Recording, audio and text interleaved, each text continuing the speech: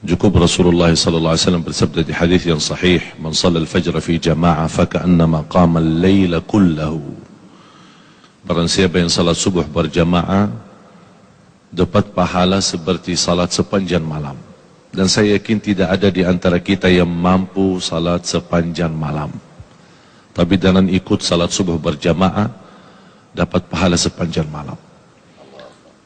Dan ada salah satu juga yang sangat dijaga oleh Rasulullah SAW, sunnah qabliyah subuh. Banyak orang yang melalaikan, padahal pahalanya luar biasa. Raka'ata al-fajri khairun minad dunya wa ma fiha. 2 rakaat subuh itu yang dimaksud sesudah azan sebelum salat lebih baik daripada dunia dan segala isinya. Ini sunnahnya, apalagi yang wajib. Dan ada satu hal yang selalu saya memperhatikan, para jamaah tidak memperhatikan ketika azan. Muazzin berazan, banyak yang sibuk megang HP-nya atau sibuk berbicara dengan temannya atau diam di tempat di masjid tapi tidak mengikuti muazzin.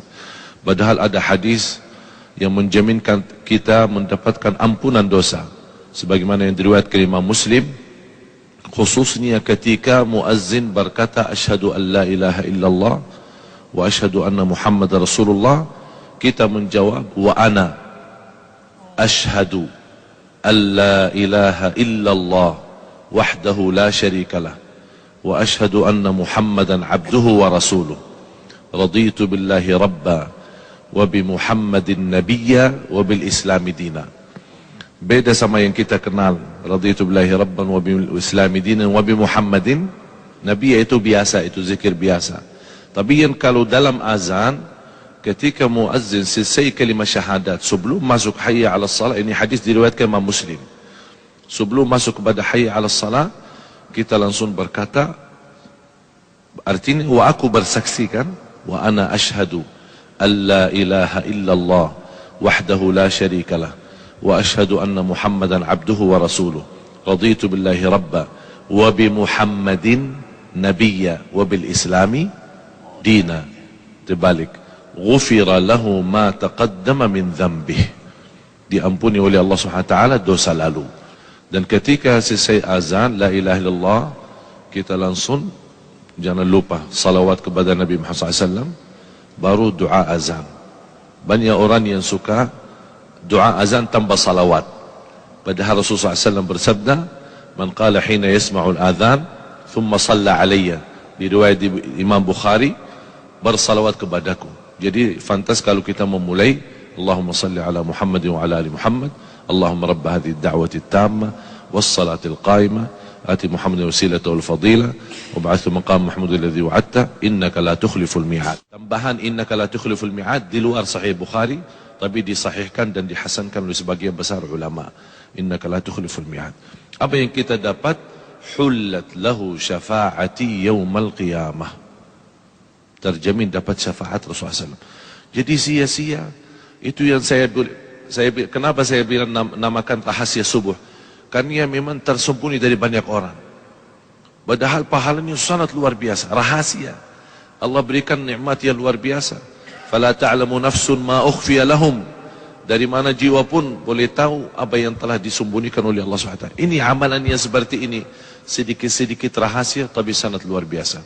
Termasuk selepas salat, doa khususnya di salat subuh. Hadis Rasulullah SAW yang Rasulullah SAW tidak pernah tinggalkan, Allahumma inni as'aluka ilman nafi'a wa rizqan tayyiba wa amalan salihan mutaqabbala. Ilmu bermanfaat, rezeki yang baik, kemudian amal salih yang diterima. Jadi bukan hanya amal salih tapi sia-sia, amal salih tapi ditolak, tapi amal salih mohon sekaligus diterima di sisi Allah Subhanahu wa taala.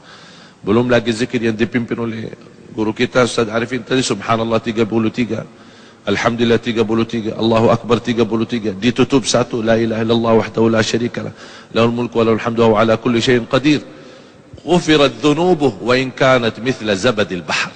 Allahu akbar. Berapapun dosa kita diampuni Allah SWT. Inilah amalan yang sederhana, rahasia, sedikit, tapi subhanallah pahalanya sangat luar biasa. Yang terakhir, salah satu rahasia yang saya harap semua jamaah menjaga, karena sangat luar biasa amalannya dan sangat dahsyatnya apa yang kita akan dapat balasannya.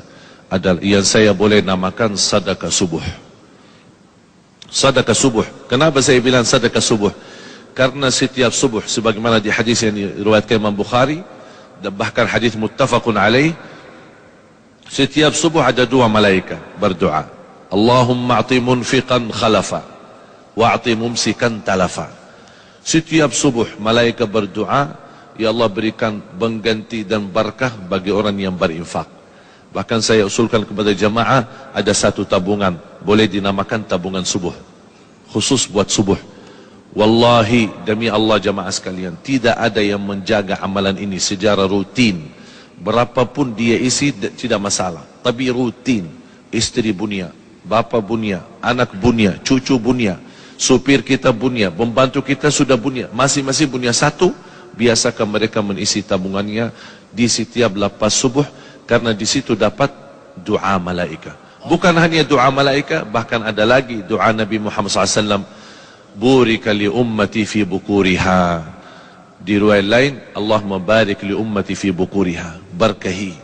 Saya kenal satu orang punya hutan, Allah Maha tahu bagaimana besarnya hutannya. Saya berikan itu amalan, tolong jaga. Subhanallah, Allah berikan banyak kemudahan sampai dia bisa tuntas dan lunas utangnya. Luar biasa amalan sedekah subuh menjadi salah satu amalan yang rutin, walaupun sedikit-sedikit tapi istiqamah. Karena Allah paling cinta amalan hamba sedikit-sedikit tapi istiqamah. Sedekah itu di situ akan disertai doa malaikat. Allahumma a'ti munfiqan khalafan. Itu yang harus kita selalu hadirkan, bukan hanya menjadi sebuah kebiasaan, tapi menghayati luar biasa. Di situlah akan terasa perubahan. Tidak sampai 1 minggu 2 minggu Anda akan banyak merasa banyak perubahan luar biasa. Dari segi rizki, dari segi ketenangan, dari segi fikiran, bahkan dari segi ibadah. Begitu luar biasa sahabat Rasulullah SAW. Seperti Abu Bakar radhiyallahu anhu, bagaimana Rasulullah SAW bertanya, siapa yang bersedekah subuh ini? Abu Bakar jawab saya. Siapa yang silaturahim orang sakit? Jawab Abu Bakar saya. Siapa selalu Abu Bakar radhiyallahu anhu selalu duluan. Sampai kata Umar Khattab radhiyallahu anhu, saya tidak sanggup lagi untuk melawan berbuat kebaikan berlumba-lumba dengan Abu Bakar Siddiq radhiyallahu anhu. Ada yang menjelaskan oleh ahli tafsir, masyhudah bacaan kita disaksikan. Di riwayat tafsiran malaikat menyaksikan. Saya dapatkan satu hadis yang sahih. Kalau biasa kalau hari kerja ada namanya shift gantian ya.